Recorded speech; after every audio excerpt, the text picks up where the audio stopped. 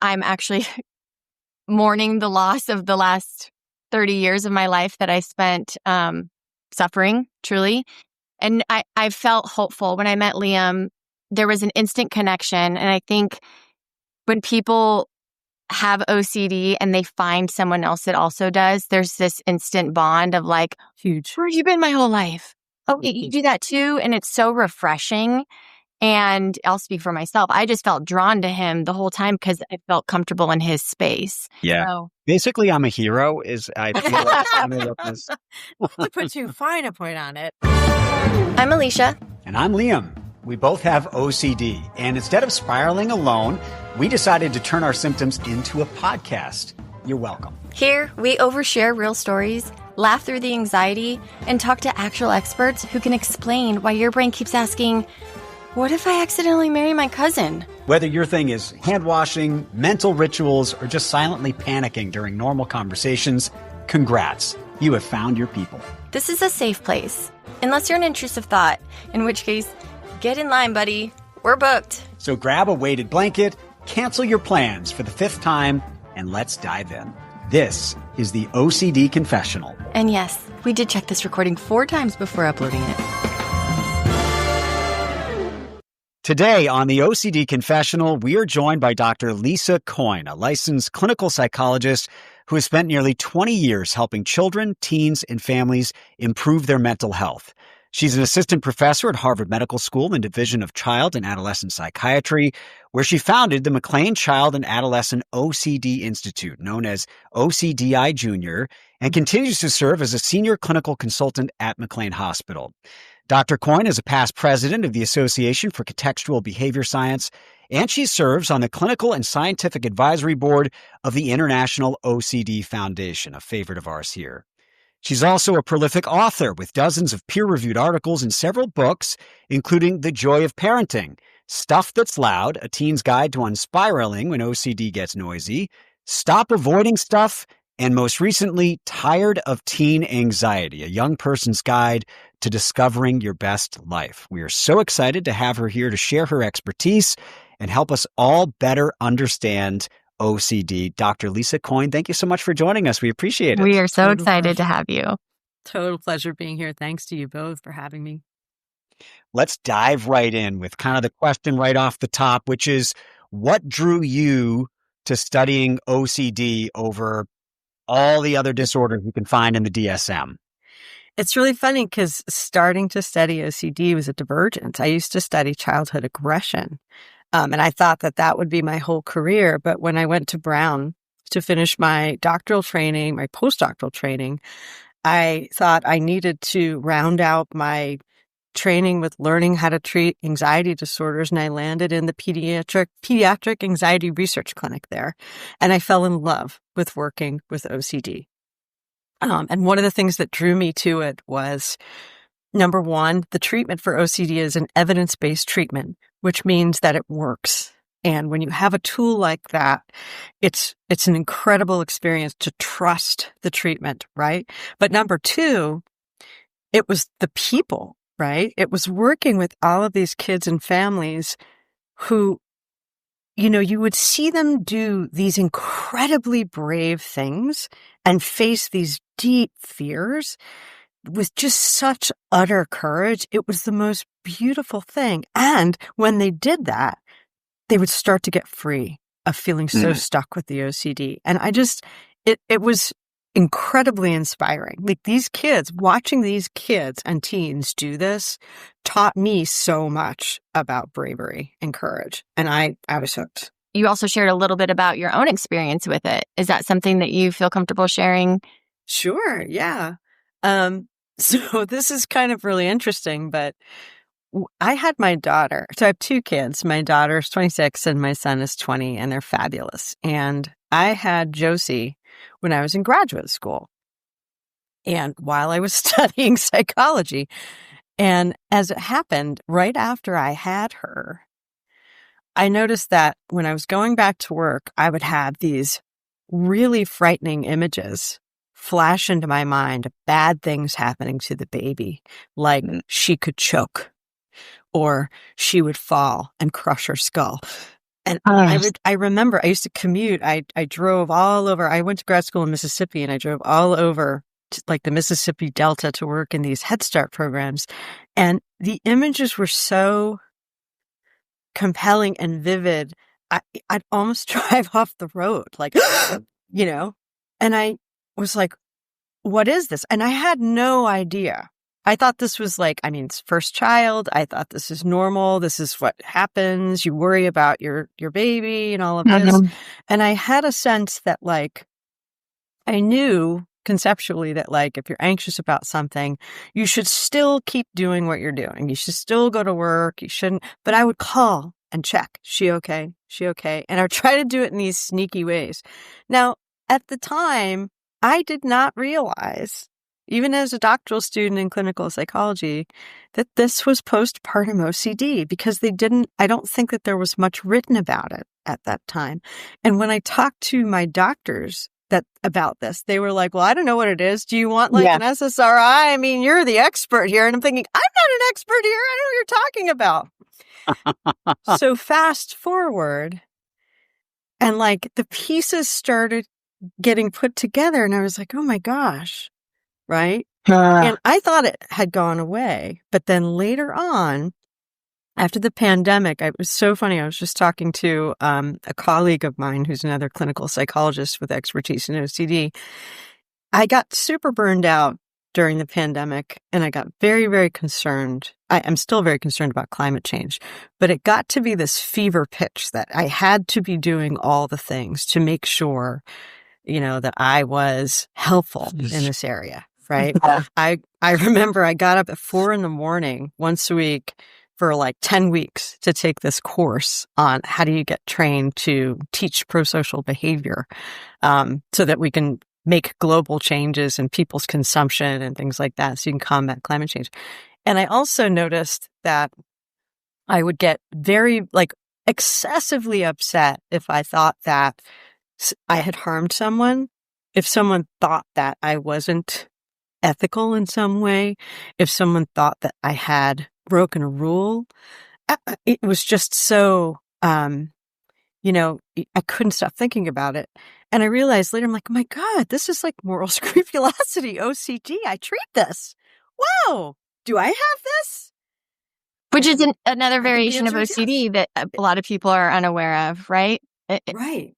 What are the different variations of OCD? Do you have an explanation? Oh my gosh, there's so many. So OCD, can we back up though? Because I think OCD, the important thing. Yeah, like, what is OCD? Let's start there. Right? Let's back up. 101. Right. So OCD has 2 pieces, right? It has obsessions, and obsessions are recurrent intrusive thoughts, but they can also be a feeling of incompleteness, a feeling of disgust, a feeling of not just rightness, things that are hard to put into words, right? But it's some sort of private event that you're experiencing inside, a thought, feeling, experience that you just do not want to have. It's really aversive to you, right? And so what do you do when that shows up? Well, you do something to make it stop, to go away, to fix it, right? That's called a ritual or a compulsion. And rituals or compulsions are behaviors that either you can observe. For example, if I think I've harmed somebody, I might ask you guys, did I hurt somebody? Did I offend you? Did I say the wrong thing? And then you might say, Lisa, you're fine. You didn't do it. And then I'll feel better. But that won't be enough, because that thought's going to pop up again. And I'm going to ask you again, and it's going to pop up again. Because there's a relationship between these two. These behaviors work. They work in the short term. They give you a little moment of relief. But the problem is they basically make the problem bigger. The more you do compulsions and rituals, the more you have to do them. Isn't that defeating? It's so defeating. And there's one other important piece here, right? So rituals can be things that you do. They can be thinking rituals. So they can be things that other people would never know, right? Mm-hmm. Yep. Hands up here. Same. And I think that they're extremely common. And I think that this is why, for some of us with OCD, it's really hard. Number one, it gets misdiagnosed all the time. And number two, it's hard to tell if you have it.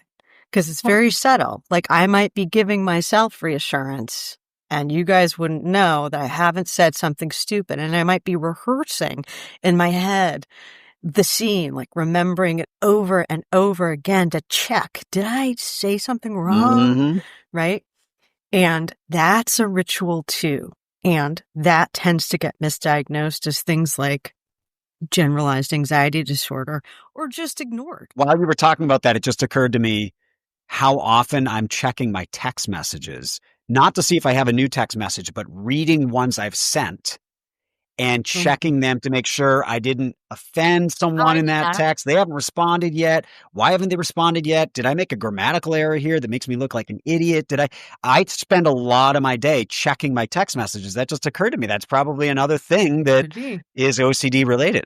Another one is apologizing. Compulsively. And that's one that other people noticed that I did. Like, oh, I'm so sorry. I'm sorry. I'm sorry. It's like a tick at this point. It's just so second nature. And they'll stop apologizing. That's that moral scrupulosity OCD that you're talking about. You've, I'm sure, encountered as a result of your work hundreds of cases at this point. Obviously, you can't break HIPAA. We're aware of that. But what are some of the more extreme cases you've encountered or studied? Because I do think that there's this misconception, and part of the reason Alicia and I wanted to do this show, there's this misconception that it's not that big of a deal. OCD is not that hard, and it is super debilitating, especially in some of these extreme cases.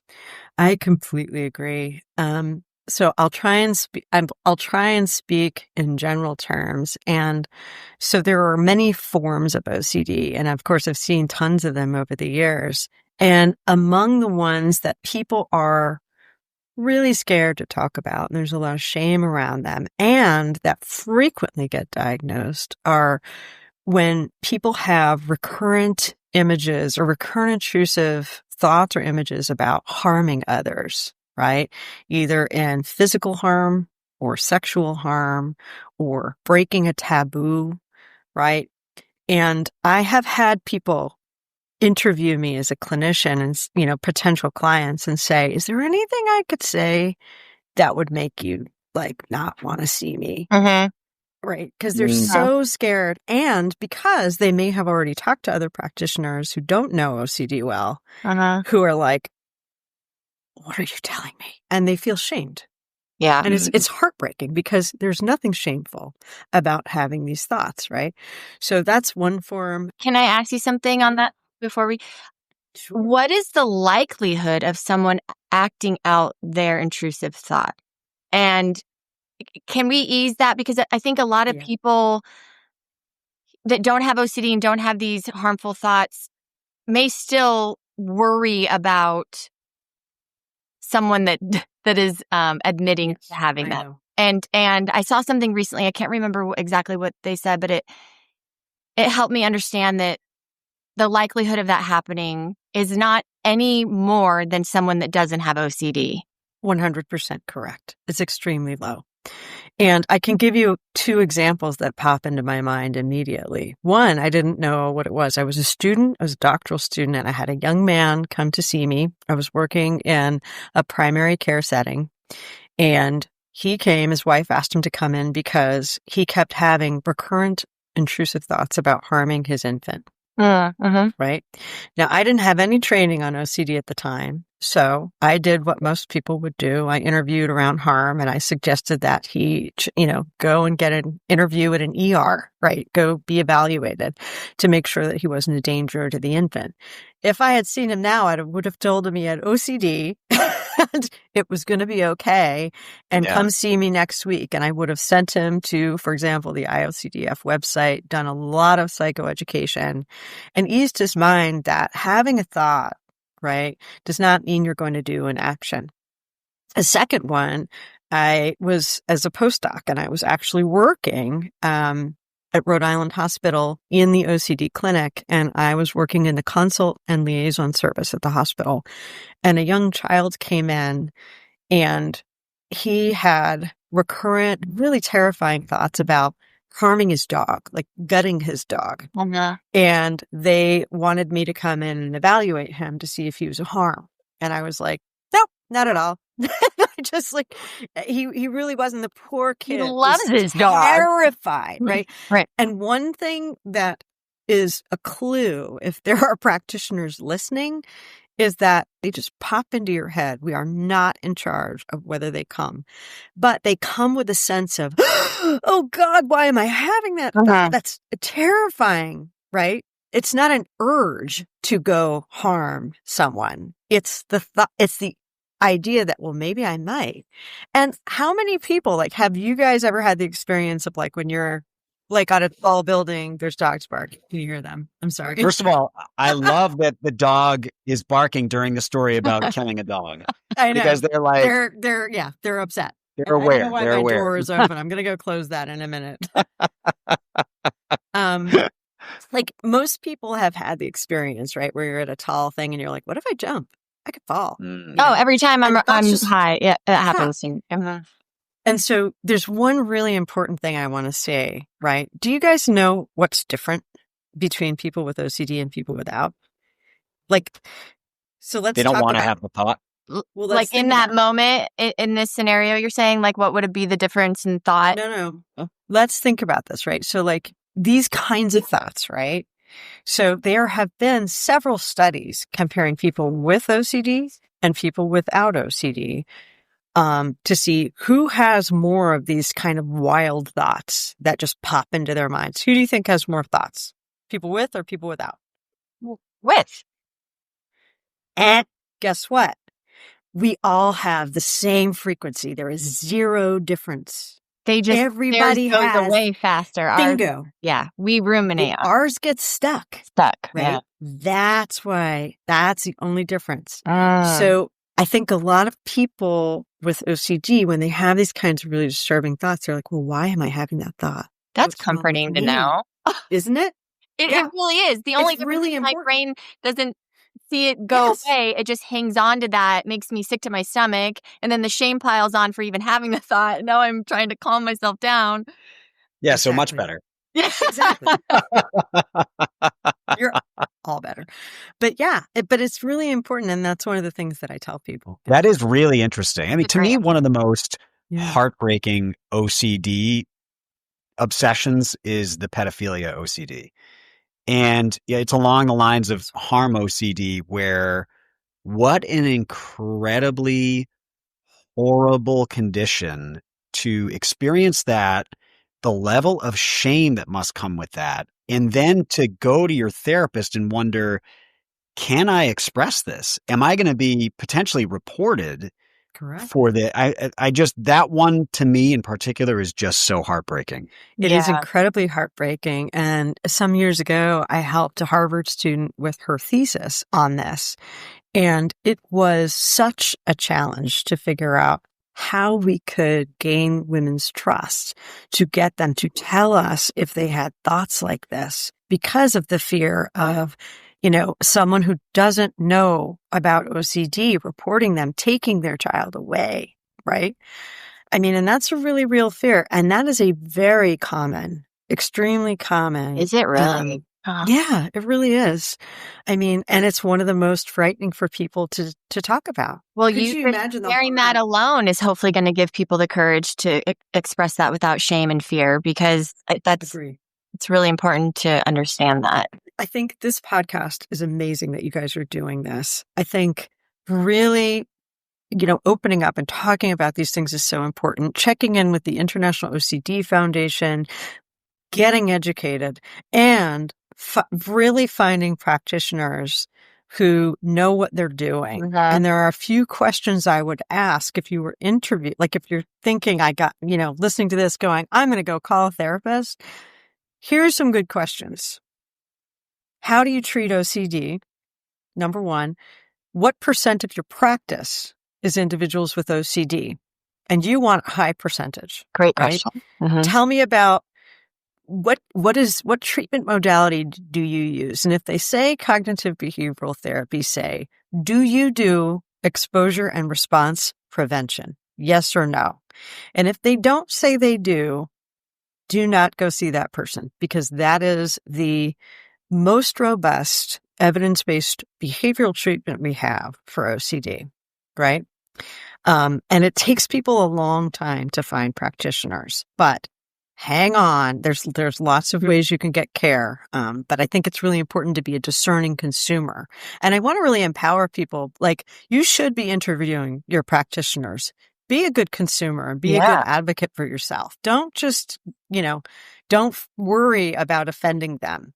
Anybody who treats OCD knows why you're asking us, and we welcome those questions. Can you give us just that little background in ERP? Because my understanding of it is that it is under the CBT umbrella, but you're saying knowledge of CBT and being able to practice CBT isn't quite enough. You need to have expertise in ERP. So for people listening who might not know what those are, could you just give us a little understanding of what ERP is and why it's so effective? Yes.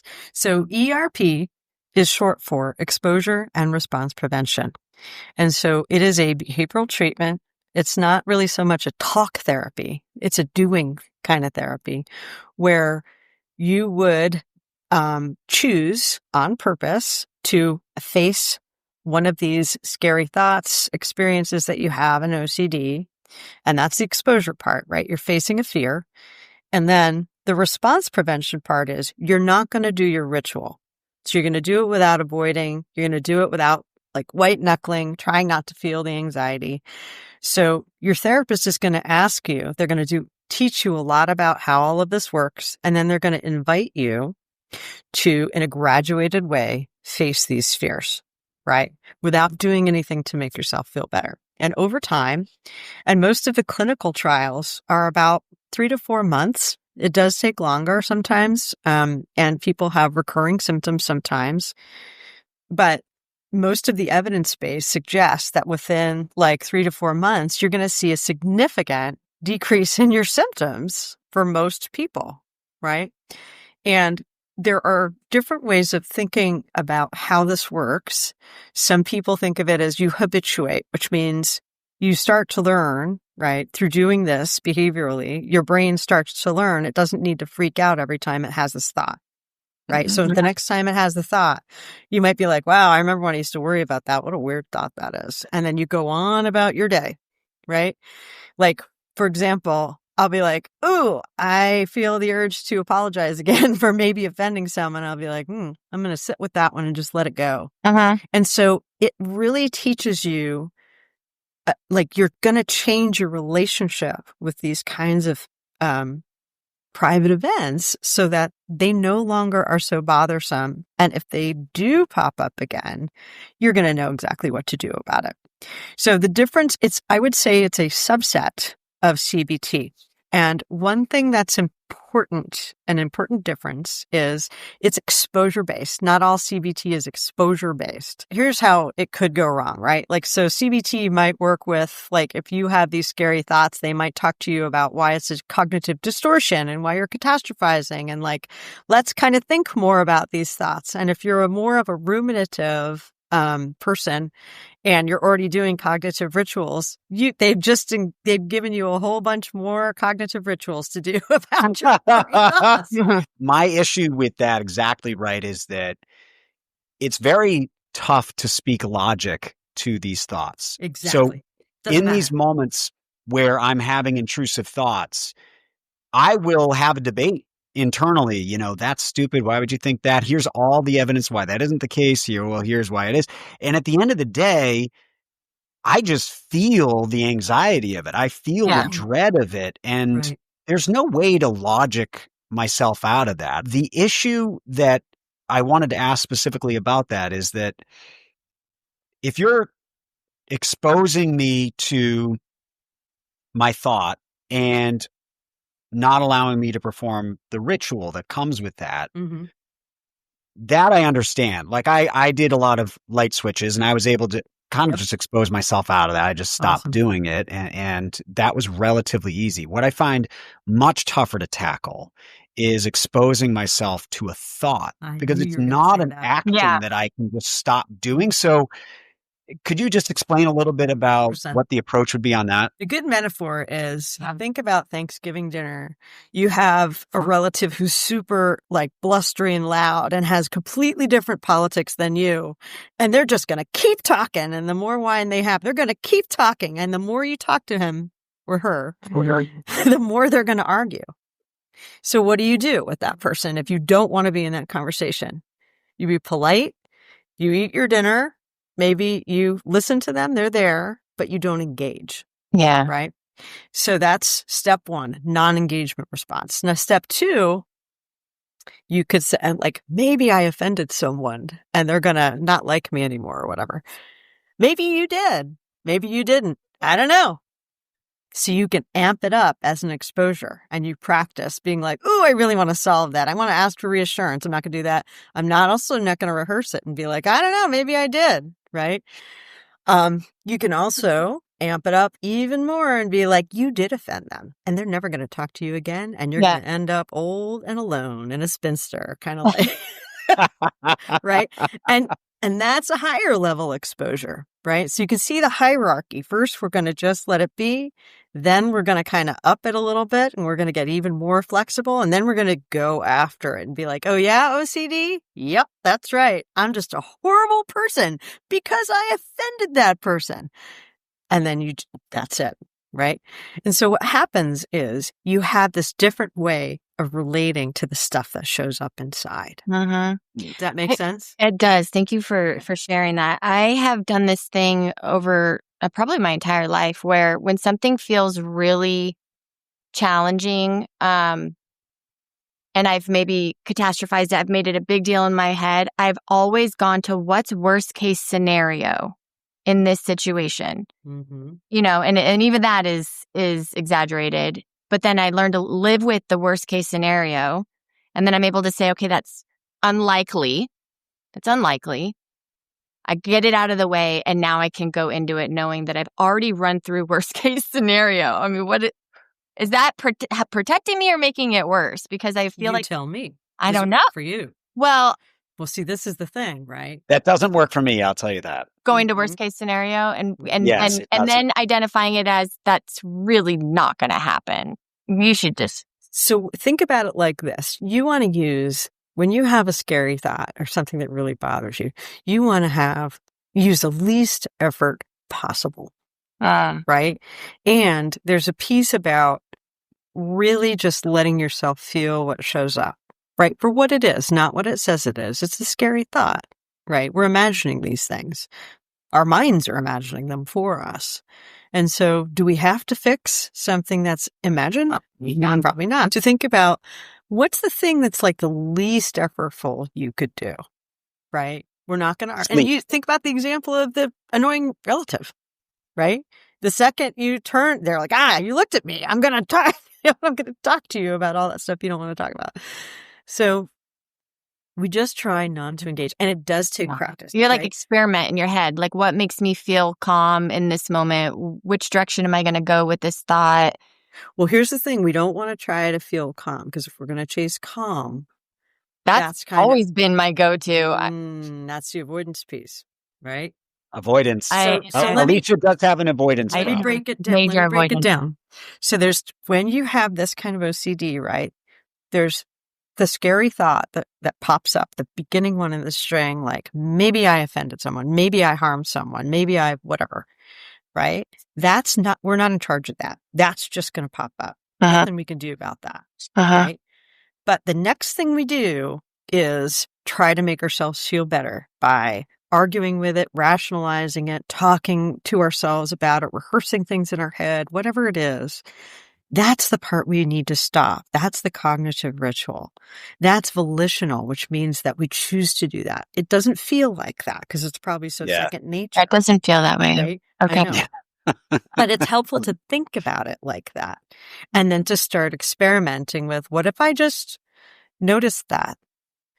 You know, what if I pretend you're watching fish in an aquarium, right? And that scary thought that pops up is a fish. And you're just going to watch it. You're not going to jump in the aquarium with the fish and catch it and, do stuff. You're just going to let it kind of do what it's going to do. You're going to let yourself feel whatever shows up. because it's not going to hurt you. It's going to be uncomfortable and you can handle it, right? And you're going to go on. And sometimes people find it very useful to just keep doing what they're doing, not to avoid or ignore, but just stay engaged in your life.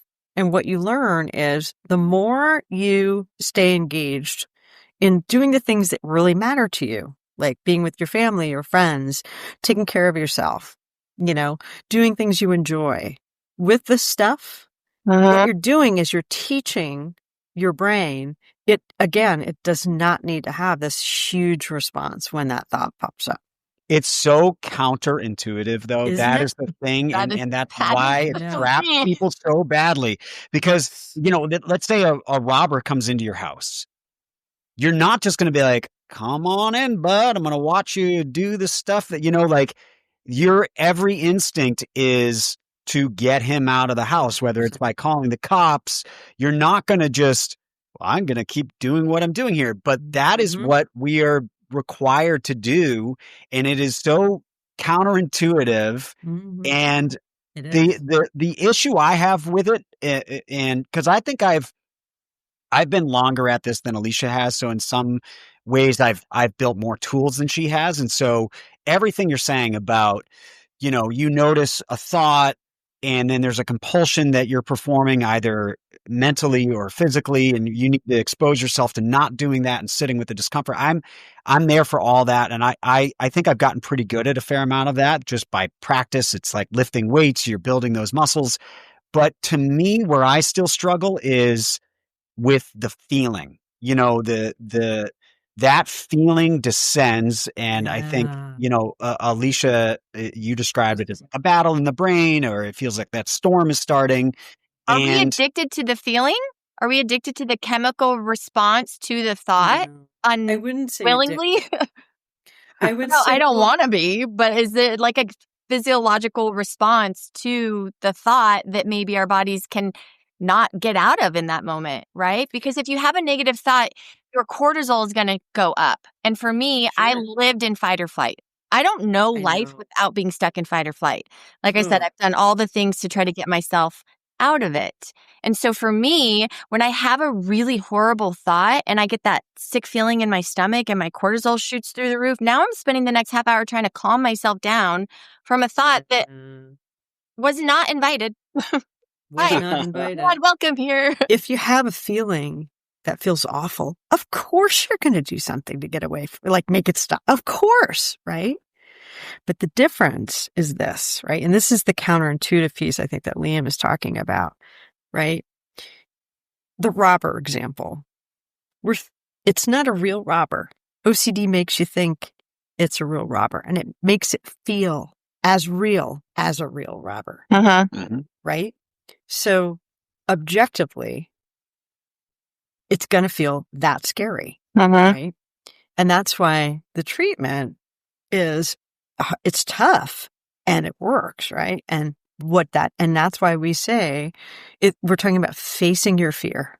Like you're saying, making room for this feeling, learning that the human body is made to feel all of these emotions. And what if the emotion's not the problem? What if it's what we do about it, right? What if it's the more we push it and try to shove it down, or it captures our awareness? What if I didn't try to make myself feel better? What if I just slowed down and let myself sit in this scary place, right? So when this is 2017, I took my daughter on a hike, right, to Everest Base Camp. And I... Wait, really? For real. Mount Everest? Like, wow. Mount Everest. Oh, shoot. Really cool. Like, pretty amazing. Yeah. Highly recommend. And the smart person that I am with my PhD, failed to consider that perhaps my significant phobia of heights would come into play. So I didn't think about this at all. I just thought we're walking around. So I kept finding myself on these like super high cliff edges, like hundreds and hundreds and hundreds of feet drop. And I'm like panicking I'm utterly panicking and I'm freezing. And when I freeze, I can't move and I feel like I'm going to lose my balance. Right. So I'm like, I got this. I'm an exposure therapist. I'm going to do the things. I'm going to face the fear. And so what I noticed was I'm hiking. I'm on the cliff. I'm doing the thing and it's not getting any easier. What's wrong? What's happening here? Right. Yeah. So what I was doing was I noticed that I was staring at this little patch of ground just in front of each step because I felt like if I took my eyes off that ground, I might somehow fly off the mountain into space. Mm-hmm. Right. I also, if there were really steep or narrow, scary parts, I would like rush over them as fast as I could. Just get it over with. Just get it over with. Right. And I realized I was like, oh crap, man, I'm doing what I like teach my clients to never do. I'm like totally white knuckling this. I'm doing everything I can to defend myself from feeling anxious. And I'm not really letting in the experience. And I was like, all right, I got to break this down. What do I got to do different? Well, I needed to look up, number one. And I'm like, I came here to see the mountains and I'm looking at this patch of gravel, maybe, right? So I had to look up, terrifying. I had to slow down because I was rushing. And even scarier, standing still felt like I was going to lose my balance. I would start to freeze. And I had to just choose on purpose to do all of those things and let it in, right? That's when it started to change. But there was one more piece that was really important that I want folks with OCD to hear, because this is critical. There were parts of this trail that were so scary. And I was like, you know what? I need help. And I would ask one of our guides, would you just hold my hand? And they did. And I did not beat myself up for that. And I think a lot of folks with OCD think when they can't get it right, when they don't get better, when they're not doing the hard thing, they're really hard on themselves. And I'm here to tell you, please don't do that. I love that. I would never have asked for the guide's hand. As a man, I would have died on that mountain instead of holding his hand. And that is bad. I'm not saying that is good. That is a bad thing. That's the truth. And I wonder if There's men, so many people like that.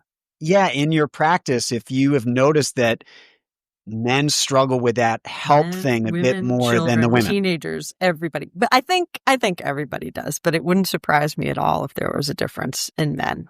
Just because of the way guys are enculturated and like the social rules about like it's okay for women to cry but not men. It's okay for guys to be mad but not women. And you have to be strong and all of this. And I think I have to say, and I'm really just deeply honest now, when I have worked with men and they have shown vulnerability or asked for help, I think it's the most amazing, beautiful thing. I'm like, this is a human who I really adore. This is just, I'm so proud of them because I know how hard it is. And I have a 20-year-old son, and like, I really hope he learns that like he can ask for help when he wants it and he needs it, So I just want to say that too. If people are feeling like, oh, I'm tough, I can handle this. Maybe you can. And should you? Do you have to? If help is available, if it could get you to where you want to go faster, right? Wouldn't you want that? Because OCD is just the struggle with it. Like you said, Alicia, earlier, like it takes so much time, takes so much years, energy, exhaustion. You spend so much headspace. You know what? I spent my life trying to figure out what's wrong with me. I have been on this quest for my entire life trying to piece it together of like, okay, I did that thing. I should feel happy. Okay, I accomplished that thing. I feel I should feel joy. I have this, and it's been this like, so understanding there's a name I can identify what's happening has been healing on its own. But I do want to ask, are you born with OCD, or does that develop later in life? So we know that OCD is heritable. which means it's not a sure thing that if, a first degree relative has it, you're going to get it. Yeah.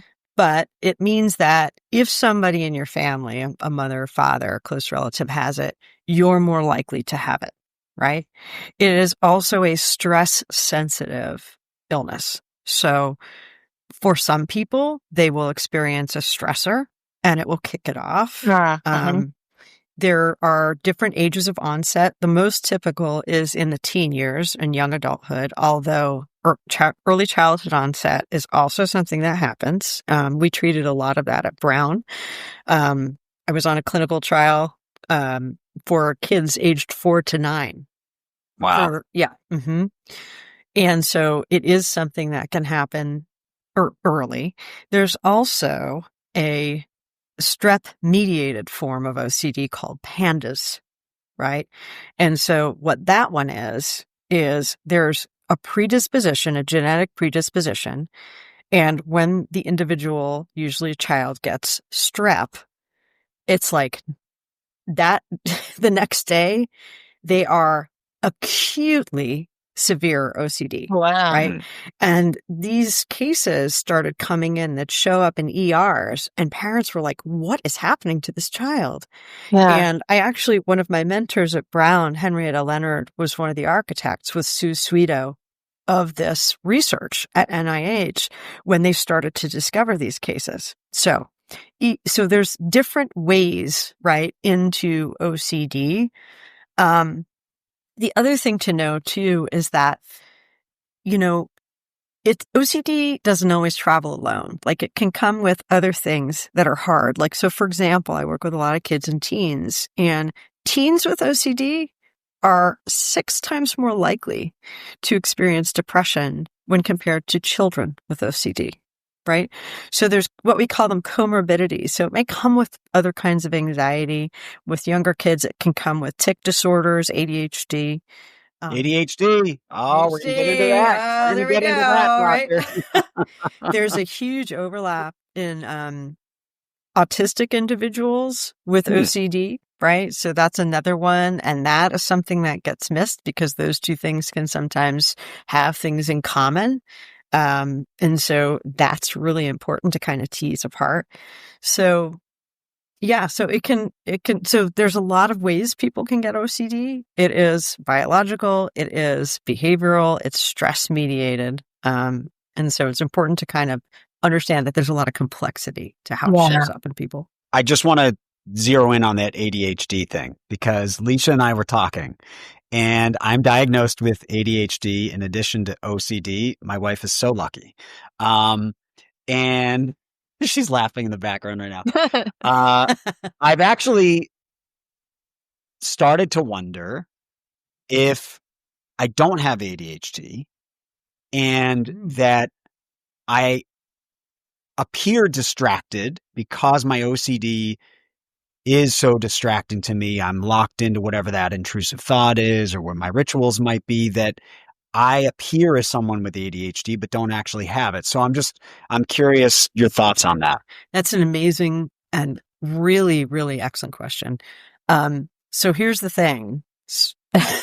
When people have difficulty concentrating and when they're fidgety, there can be multiple reasons why. It could be you have an executive functioning deficit, which means that you need more stimulation than the average bear to feel calm and to get through things. Things with cognitive effort are hard, etc. But if you're depressed, for example, it's difficult to concentrate also. If you have OCD and you have a lot of images going on, you're doing some mental rituals, it's going to look like you're inattentive. Same thing with anxiety.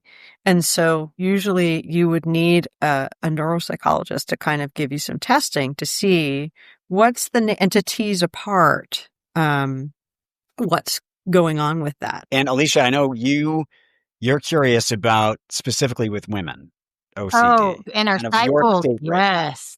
And what? Oh, yeah. Okay. Yeah. So how is PMDD? Well, first, if you're listening, you don't know what PMDD is. PMDD is something I've struggled with before I realized that I had OCD. It's premenstrual dysphoric disorder.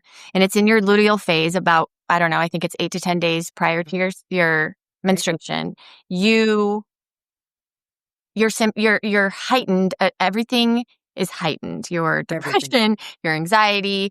Some people have suicidal thoughts. I guess there is zero information, at least that I have found, that connects OCD to PMDD, and I just would love to hear your thoughts on that. What I would say is because OCD is stress sensitive and because it does involve these sort of emotional components, it would make sense that it's heightened. And a lot of my women clients or my young adult or my teen female clients, they see the same thing.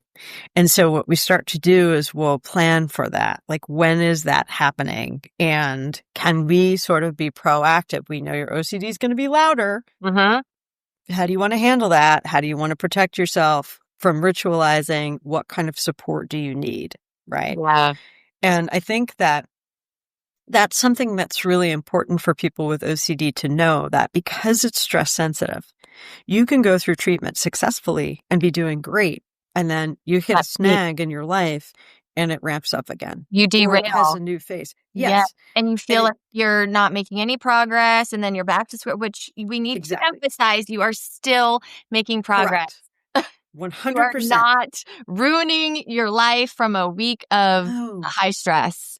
Right. Yeah. Exactly. Thank you so much for saying that. You're 100% correct. And that's what I want people to know, is that you're not going backwards. This is just the course. And you know what to do. It's going to be harder those weeks, and it's going to pass. You are not back at square one. Tracking it for me is huge. Vocalizing it to Spencer and my family, even my kids. I say, hey, guys, mommy's in a very sensitive time this week, so my patience might be running low. I'm going to put myself in timeout sometimes and have a mental break. I vocalize this to them, because if you're not sharing it, then you're hurting the people around you, because then they blame themselves. What did I do? Why is mommy upset? Did I say something to offend her? So for me, it's almost like I have to disclose a little bit. Hey guys, here's where I'm at. I'm feeling I might need a nap. I'm extra sensitive. I'm probably going to go work. And they're like, okay, do your thing. And they're supportive. That people cannot be supportive if they do not understand what's going on. And it first takes us understanding what's going on with ourselves, right? 100%. So, and it's willingness to share that, right? And it's also, I love that you do that, Alicia, because that's one of the things that's really important, is how do you take care of yourself while you're going through treatment, which is pretty hard, right? It's works, and it's going to require your discomfort on purpose. And like, how do you take care of yourself, and how do you not beat yourself up, right? And show yourself some kindness as you walk through this very hard thing. And it sounds like you're doing a beautiful job with that. And I want people to hear that, and just props to you.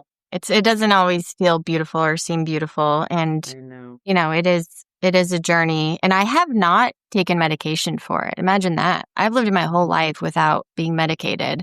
And it's been a lot of trial and error. It's been a lot of pushing through. My husband's a very social person. And when we first started dating, he had no idea. The mass of those social events that I had to put on prior and be tough it out. You are not stupid. You are funny. You are loving. I would just go in my bathroom, do my affirmations, and be like, okay, here we go. We're going into this, and you're going to do great. And I was like, why am I having to hype myself up? Does everybody do this? Does everyone have to go and be like, the social anxiety was insane. So I have learned a lot on my own. I have just learned a lot on my own. I've been very aware, and I've been very uncomfortable. I have been so uncomfortable.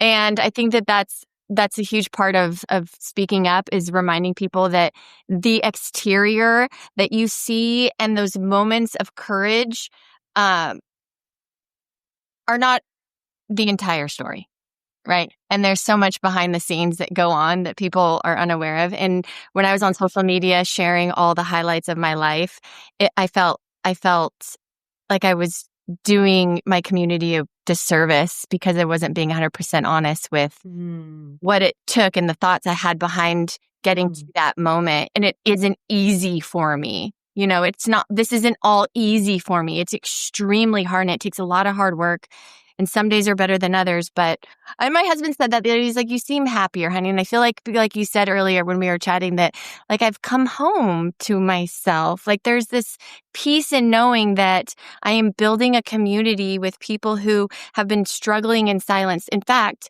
I got a text, and I want to read this to you if that's okay, from someone close to my heart, who said, I've been watching your stories and your Instagram, and I love what you're doing with Liam, and I want to share something with you. So if you don't mind, I'm going to read this really fast. I don't necessarily have an official diagnosis of OCD, but especially with all the challenges happening in my life, I feel like I have a heightened awareness of my habits.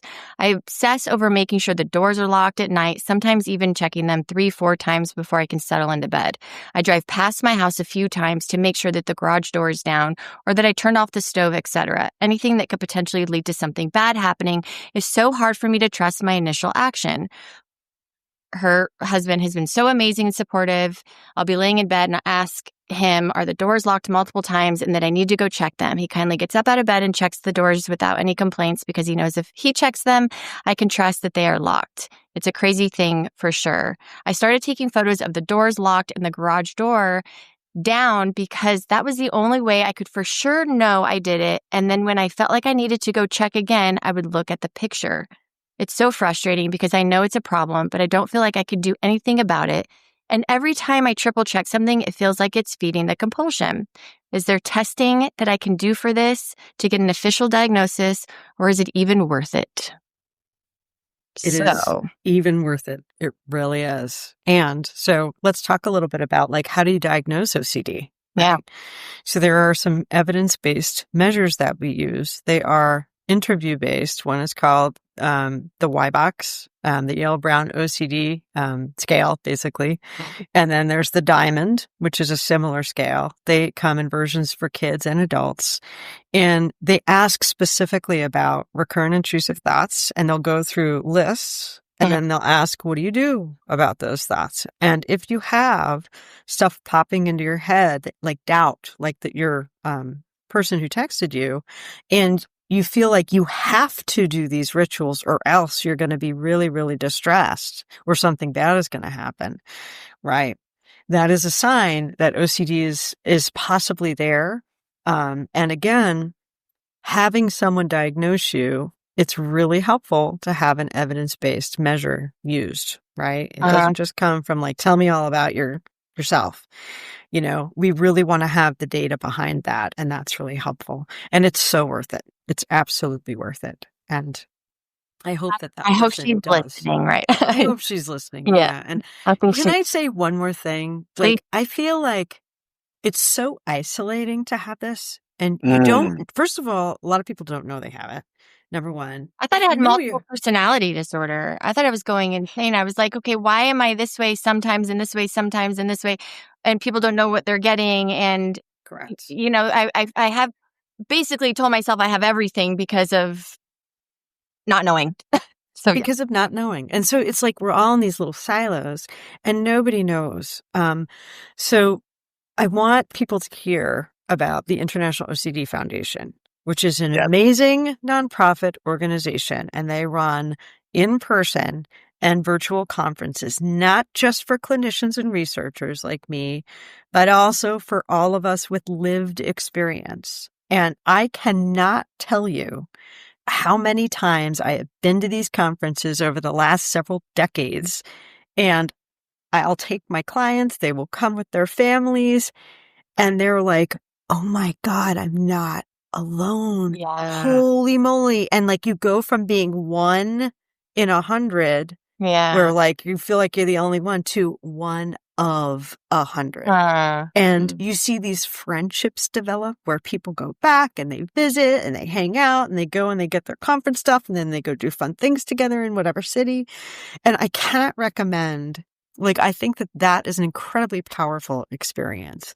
There is another organization that we work with sometimes called OCD Game Changers. And it is specifically for people with lived experience OCD. And for example, they are doing the very first OCD Game Changers event in Ireland. And we're supporting them. There are other people who are supporting them. But basically, they're gathering people with OCD to come together and talk. and meet each other and really talk with somebody who gets it. There's something very powerful and essential about that experience. Yeah, I've often said that when I was in the darkest parts of my experience with OCD, the number one thing I found to be helpful was talking to other people going through it. You just have this, it makes you feel less alone, less like a freak, whatever it is. And you share tools, you share resources like the IOCDF. That was how I came to find out about the IOCDF, was exactly through those conversations. And you've given us so much of your time, but I do just want to ask a couple of more questions because this is so helpful. I feel like Alicia and I, we're doing me search today, like figuring out. I am so happy to be here. It's so fun hanging out with you too. I know. It You really ask me questions all day long. Mentioning that neither of you takes medication for your OCD. I am on an SSRI. There was a long journey that got me to that point where I finally decided I needed to go that route. Mm-hmm. And I'm wondering just what your view is on pharmaceutical interventions for OCD, sort of your take on it broadly, how you've seen it impact some of your patients. Just curious to get your thoughts on it. Yeah, because I feel very overwhelmed with what to start. I don't want to make my symptoms worse.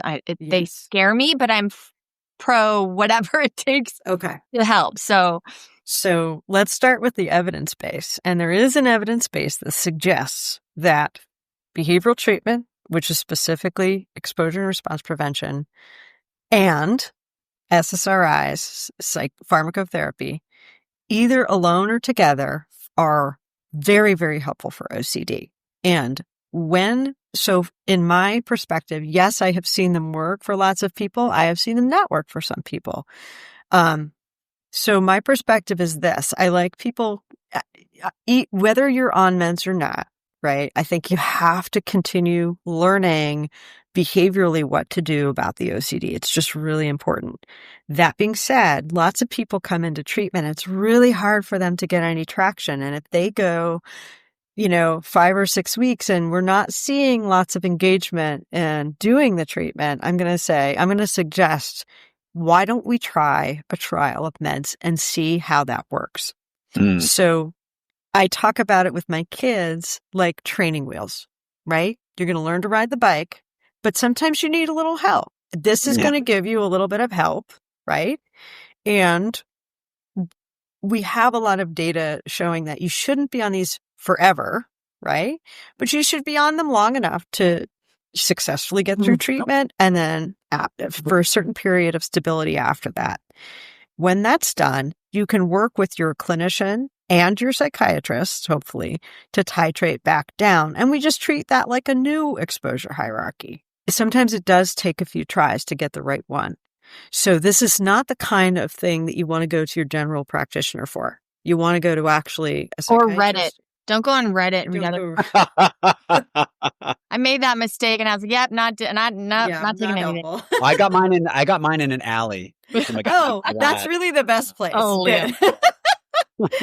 So yeah, you want to it's really great to find someone who knows their way around OCD as a psychiatrist, but at the very least talk to a psychiatrist who knows, they'll know what the side effect profile is. They'll look at different things and hopefully they'll titrate you up slowly. The other thing to know is that with SSRIs or SRIs, it usually takes 4 to 6 weeks for them, maybe longer, to start showing an effect. I have a question, and it's a little bit going in the other direction. As someone who struggles with the intrusive thoughts, less of the behavioral compulsions of OCD, what is the difference between the two, and why haven't I developed the behavioral side? That's a great question. As much as somebody who has more obvious OCD. I'm not saying I don't have any. I do. But you do have some tapping. I do have some tapping, which I didn't realize I did a ton of. Actually, I posted a story this morning. I watched it back and I was like, wow, I'm tapping the entire time. Is that that's just a calming compulsion? That's just me trying to, what's with the tapping? Well, it depends. That's a great question. And so if you have a clinician, they might have you start to notice, be more aware of the tapping. When are you doing it? And how does it work? And what's the thing that triggers the tapping? Is there a recurrent intrusive thought or an uncomfortable feeling? Well, I woke up very anxious this morning, and it was very negative loop going on in my head of doubting this entire podcast. And I've had this story in my mind since I was little that I'm stupid. Imagine going through life thinking you're just a complete idiot and you're stupid. And it has kept me from doing really cool things because I think, well, I can't do that. I'm stupid. Right. And so I would always go to Spence. I'm like, okay, tell me I'm smart. Or someone tell me I'm smart. And then he shouldn't do it, actually, right? He shouldn't tell you you're an idiot, but he shouldn't reassure you in that moment. No, and right. he doesn't anymore. And I feel like I have. Where am I wrong, doctor, about that? I have found ways to prove to myself that I am not. Right. She got like really thick rimmed glasses. Kept on like this.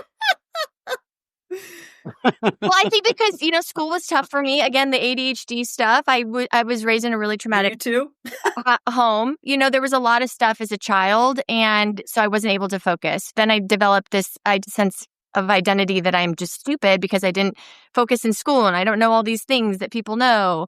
I mean, I feel like I'm very life smart, but that doesn't help when you've developed OCD. So I want to say something about another treatment for OCD that also has an evidence base, and it's considered an excellent second-line treatment for OCD about exactly what you're talking about, Alicia. It's called acceptance and commitment therapy.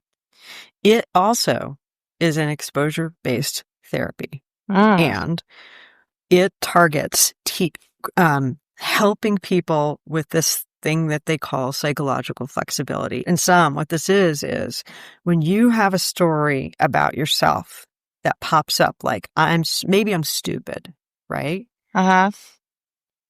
If you get trapped by that, you spend your whole life tangling with it, trying to prove to yourself that you're not and all of this, right? Which makes that story stick around more and be more prominent. And so in ACT, what we teach is let's stop trying not to have something and let's think about, so tell me more about all those cool things that you would do. Like if we could do away with this story, just set it aside for a second. Tell me about the really cool things you want to do in your life. And we start building treatment around how, like, you moving in that direction. Now, the trick is, here's where the exposure comes in. When you move in that direction, that story's going to pop up, jump in your way and go, but you're stupid, you can't. Well, this is what's happening right now. I am doing the thing. I am talking publicly. I mean, I'm exposing myself. You are. That's exactly along the way. I have been telling myself, those intrusive thoughts are popping in and I'm going, nope, I'm not. And if I sound stupid, who cares? If I have a moment where I sound stupid, so what if you do this? What if you say, maybe I am, maybe I'm not, I'm going anyway. Right? Acceptance and commitment. Bingo. So let me, at the same time. So people don't like know this. Maybe I am. And notice that thought and be like, I don't like that thought. You don't have to like the thought or want the thought, right? But what does tangling with it do? It usually makes us stick around more. Yeah. So like when I was a young academic and you have to be fabulous, I always thought I'm too stupid to do things. Always. Because I have ADHD and I'm good at a lot of stuff, but I'm freaking awful at numbers. I just can't. I'll be like, mathing is hard. I can't. My brain has the dumb. I can't. So I would have panic attacks at professional conferences whenever I would have to give a talk that had stats. Yeah, because you have to do a fair amount of statistics to get your PhD. Yes. And so I stopped giving talks. I started avoiding them and telling my students like, oh, I got a great professional opportunity for you here. Go, and they thought I was a great mentor and I was hiding. It was all a lie. I was hiding. I mean, I did want them to be successful too. But so one day I just realized like, I can't be of service if I keep saying no. Yeah. This matters enough to me that I'm going to start saying yes. So I did. And it was really hard, more exposure. But here's my trick. This is what I did. So I'd walk out and the panic would begin. And if you haven't had a panic attack, you guys might have, but like for people who are listening, if you haven't, it feels like a volcano's like, and awful. you know it's going to happen. You're like, oh, no, no, no, no, no, no. And it's just like, it's terrible. So I'd notice this feeling and then I would just kind of breathe and say to myself, do you want this talk to be about being of service or you managing your anxiety? Pick one. And I'd pick, all right, I want to teach well. I want to be of service. Yeah. And then the next thought was, well, then do what a competent speaker would do right now. And usually that was something like you connect with your audience, you make eye contact, which if you have social anxiety is terrifying. It's the hardest, right?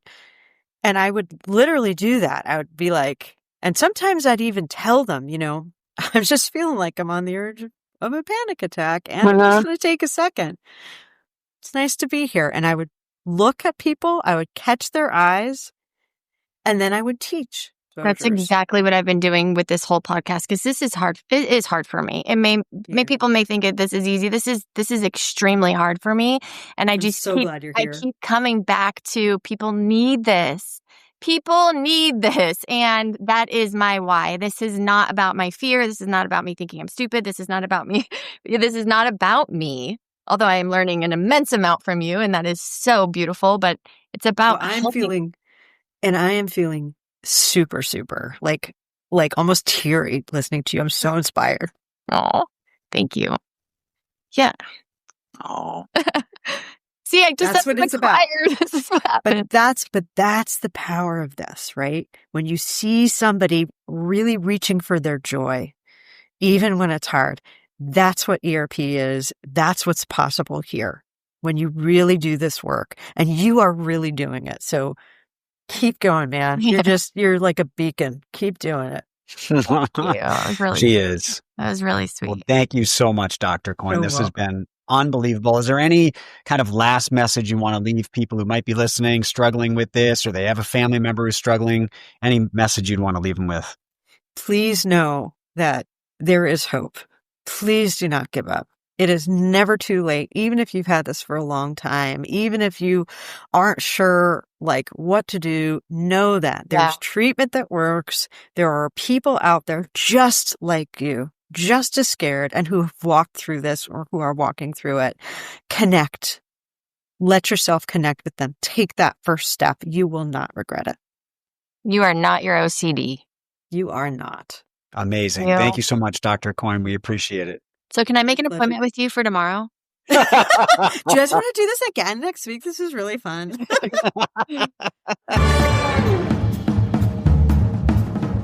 Can I give you one quick confession before we go? Yeah. The other day, so what I've noticed is that I keep realizing obsessions and compulsions that I've been doing my whole life without realizing it until I was diagnosed. And so every few weeks, there's like, oh my God, I did that. The other day, I had this realization that when there's a song on and I'm singing along with it, if the word die is in the song, I don't say that word.